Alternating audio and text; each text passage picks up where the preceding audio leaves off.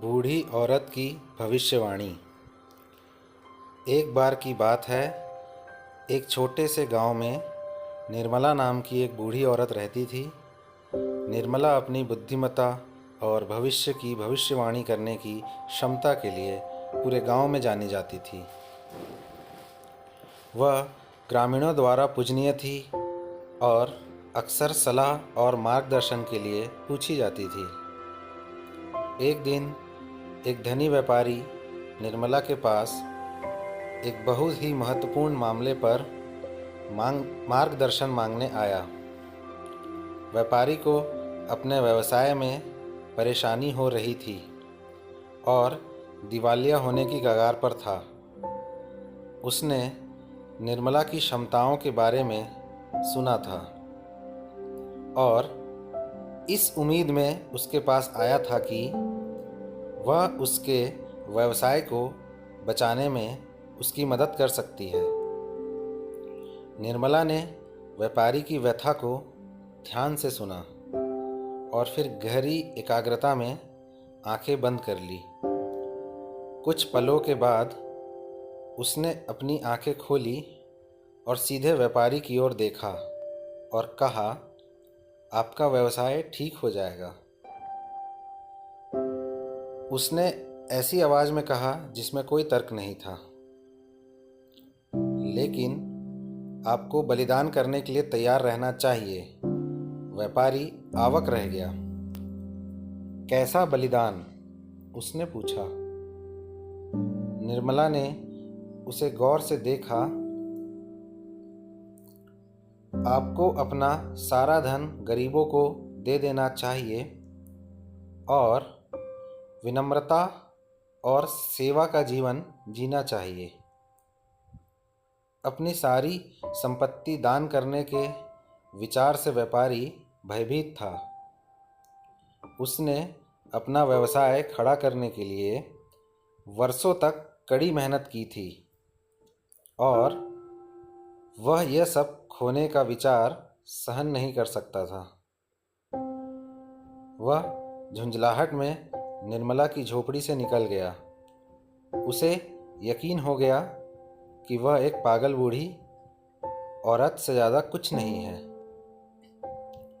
दिन हफ्ते में बदल गए और हफ्ते महीनों में बदल गए और व्यापारी का कारोबार लगातार लड़खड़ाता रहा। वह तेज़ी से हताश हो गया और अंत में उसे एहसास हुआ कि उसके पास निर्मला की सलाह लेने के अलावा कोई विकल्प नहीं था।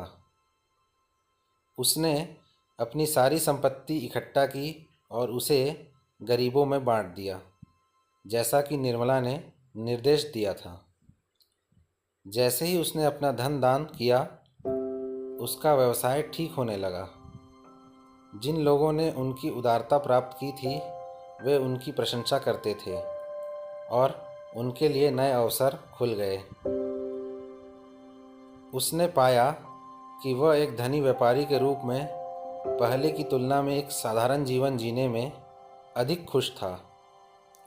साल बीत गए और वह व्यापारी समुदाय का एक सम्मानित सदस्य बन गया। निर्मला ने उसे जो पाठ पढ़ाया था, उसे वह कभी नहीं भूला और वह सेवा और विनम्रता का जीवन व्यतीत करता रहा। निर्मला और व्यापारी की कहानी पूरे गांव और बाहर फैल गई। लोग निर्मला की सलाह लेने लगे और वह पहले से भी अधिक प्रसिद्ध हो गई। उन्होंने एक साधारण जीवन जीना जारी रखा, अपनी सेवाओं के बदले में कभी कुछ नहीं मांगा। एक दिन एक युवती निर्मला के पास एक प्रश्न लेकर आई। मैं कैसे खुश रह सकती हूँ? उसने पूछा। निर्मला मुस्कुराई। उन्होंने कहा, खुशी कोई ऐसी चीज़ नहीं है जो भौतिक संपत्तियाँ बाहरी परिस्थितियों में पाई जा सकती हैं। खुशी भीतर से आती है। यह उद्देश्य और अर्थ का जीवन जीने से आती है और दूसरों की सेवा करने से आती है। युवा लड़की ने सिर हिलाया, लेकिन वह अभी भी हैरान परेशान लग रही थी।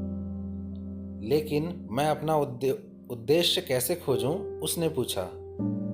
निर्मला ने आगे की ओर झुककर बड़ी गंभीरता से उस लड़की की ओर देखा। निर्मला ने कहा, आपका उद्देश्य पहले से ही आपके भीतर है। उसने कहा, आपको बस अपने दिल की सुनने और उस रास्ते का अनुसरण करने की ज़रूरत है जिस पर वह आपको ले जाता है। आप यहाँ एक कारण के लिए हैं और यह आप पर निर्भर है कि वह कारण क्या है।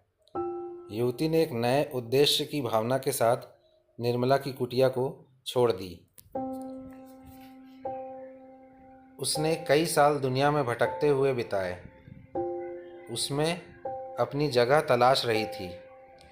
अंत में वह उस गांव में लौट आई जहां निर्मला रहती थी और गांव के बच्चों के लिए एक स्कूल खोला। उसने अपना शेष जीवन बच्चों को पढ़ाने और उनका मार्गदर्शन करने में बिताया और वह जानती थी कि निर्मला ने उसे सच्चा पाया है।